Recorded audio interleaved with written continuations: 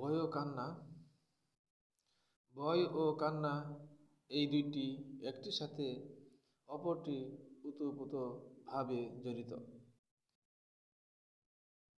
বস্তুত যখন কোনো ব্যক্তির অন্তরে ভয় ঢোকে তখন আপনা আপনি তার কান্না আসে, ফলে চোখের অশ্রুই প্রমাণ করে যে তার অন্তরে ভীতির সঞ্চার হয়েছে। এখানে আল্লাহ আযাব ও গজবের ভয়ে ভীত সশস্ত্র হয়ে ক্রন্দন করাকে বোঝানো হয়েছে। কোরআনে বিভিন্ন আয়াতে উল্লেখ করা হয়েছে যে আল্লাহ নেক বান্দাদের মধ্যে তা সর্বদা বিদ্যমান থাকে, তা যেন তাদের ভূষণস্বরূপ। পক্ষান্তরে ফাসাদ ও পাপিষ্ঠ বান্দাদের মধ্যে এটা পরিষ্কার হয় না। সুতরাং আল্লাহর ভয়ে কাঁদা ও সর্বদা ভীত থাকা ঈমানদারদের বিশেষ বৈশিষ্ট্য ও মহৎ গুণ। হযরত আবু হুরায়রা রাদিয়াল্লাহু তাআলা আনহু বলেন, আবুল কালাম মুহাম্মদ আবুল কাসেম হযরত আবু হুরায়রা রাদিয়াল্লাহু তাআলা আনহু বলেন, আবুল কাসেম মুহাম্মদ সাল্লাল্লাহু আলাইহি সাল্লাম বলেছেন, সে মহান সত্তার শপথ, নাফরমানদের জন্য আল্লাহর আযাব এবং হিসাব নিকাশের দিনের ভয়াবহতা সম্পর্কে আমি যা জানি, যদি তোমরা তা জানতে তাহলে তোমরা কাঁদতে বেশি এবং হাসতে কম। সহিহ বুখারীতে হাদিসটি বর্ণিত হয়েছে।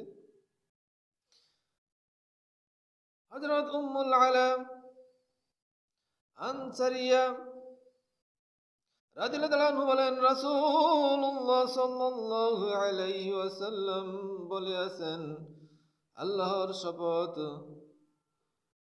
আমি জানি না যে আমার স্থানে পরকালে কি আচরণ করা হবে, আর তাও জানি না যে তোমাদের সাথে কি ব্যবহার করা হবে, অথচ আমি হলাম আল্লাহর রাসূল। সহিহ বুখারী। এই হাদিসের ব্যাখ্যায় হাদিসের শব্দ লা আদরি মা ইফআল বি, লা আদরি মা ইফআলু বি, আমি জানি না আমার সাথে কি আচরণ করা হবে। এই বাক্যটি দ্বারা নবী করিম সাল্লাল্লাহু আলাইহি সাল্লাম পরকালের হিসাব নিকাশ, কবর, সিরাত এবং মিজান প্রভৃতি যে মহাভয়ঙ্কর সেই দিনের ইঙ্গিত করেছেন। নাউযুবিল্লাহ মিন যালিক।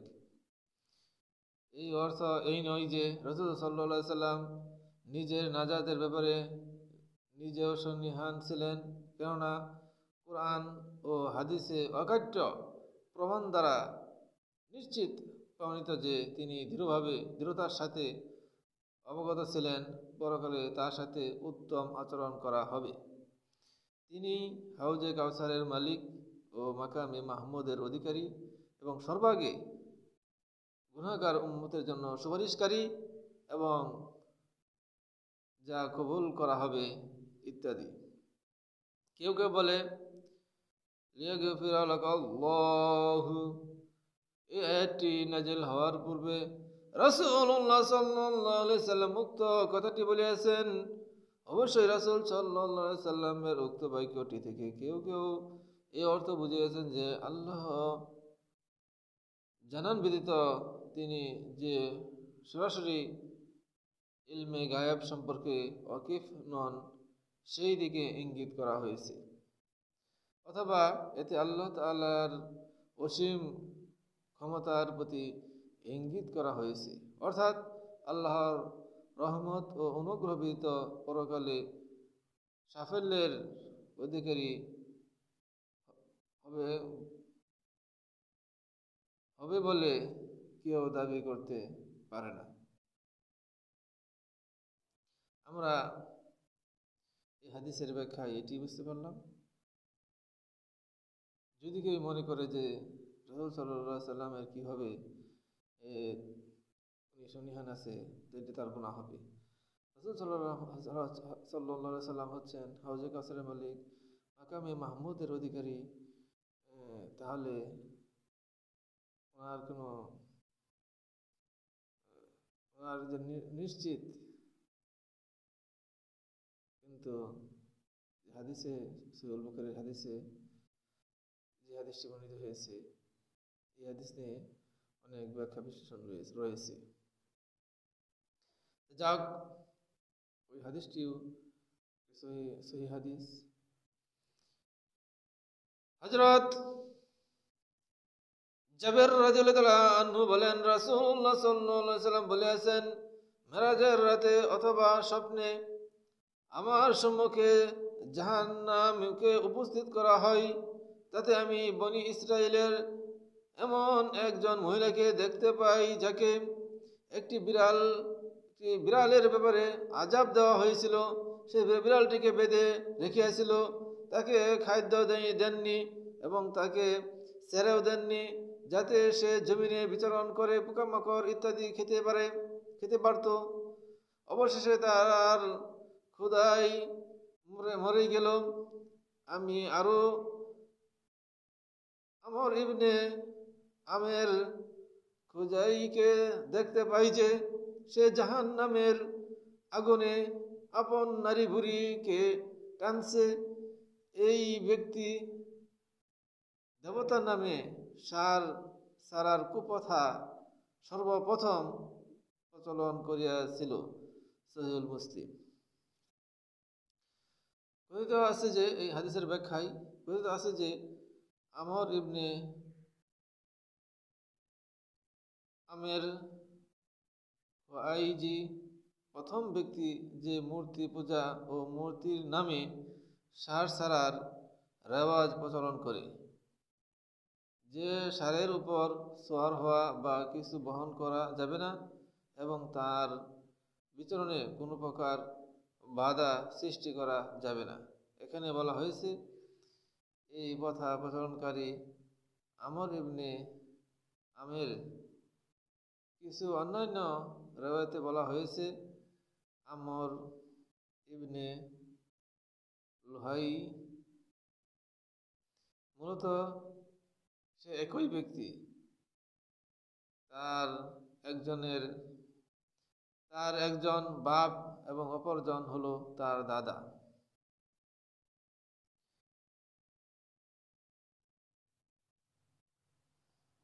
তাই আমরা বলতে পারি, রাসূলুল্লাহ সাল্লাল্লাহু আলাইহি সাল্লাম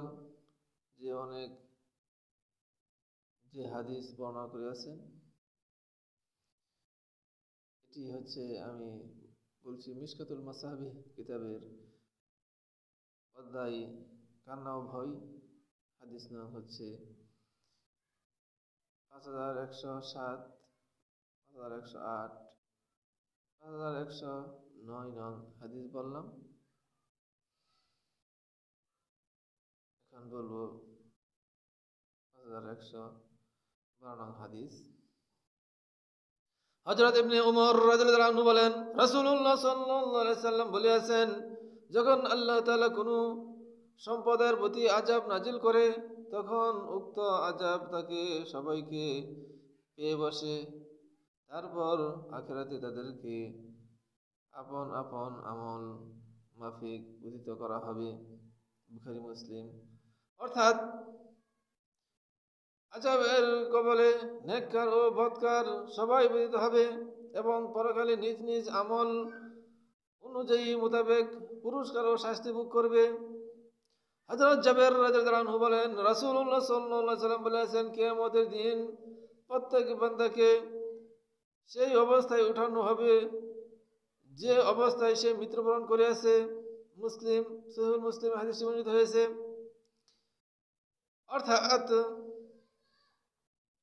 ঈমান বা কুফরের পাপ করে বা পূর্ণ করে শেষ মুহূর্তে যেভাবে মৃত্যুবরণ করে, তাকে সেই অবস্থায় তুলে দেওয়া হবে, উঠানো হবে। হযরত আবু হুরায়রা রাদিয়াল্লাহু তাআলা আনহু হতে বর্ণিত রাসূলুল্লাহ সাল্লাল্লাহু আলাইহি সাল্লাম বলেছেন, জাহান্নামের মতো ভয়ঙ্কর কোনো শাস্তি আমি কখনো দেখিনি, যা পরকাল গমনকারী ঘুমিয়ে রয়েছে। আর জান্নাতের মতো আনন্দদায়ক কোনো জিনিস আমি দেখিনি, যা জান্নাত অন্বেষণকারী ঘুমিয়ে রয়েছে। তিরমিজি। এই হাদিস থেকে আমরা বুঝতে পারলাম যে জান্নাত এবং জাহান্নাম যারা অন্বেষণ করব, তারা পাবে ওই দলে কি ঘুমন্ত অবস্থায় রয়েছে। এটি অন্বেষণ করার চেষ্টা, তদবির, ফিকির আমাদের করতে হবে। আল্লাহ তাআলা আমাদেরকে পবিত্র কোরআন সুন্নাহ অনুযায়ী চলার তৌফিক দান করুন, আমিন। যে হাদিসকে বললাম এটি ভয় ও কান্না অধ্যায় থেকে, এখানে আযাবের কথা বলা হয়েছে। দুনিয়াতে যদি যদি আল্লাহ তাআলা একসময় আযাব দিয়ে সকলকে ধ্বংস করে দেয়, এরপরেও যারা নেককার থাকবে তারা এর ফায়দা পাবে, আর যারা এই বদকার অবস্থায় তারা ধ্বংস হবে, তারা জাহান্নামে যাইবে, আর নেককাররা যাবে জান্নাতে। এই কথাটাই এখানে উল্লেখ করা হয়েছে।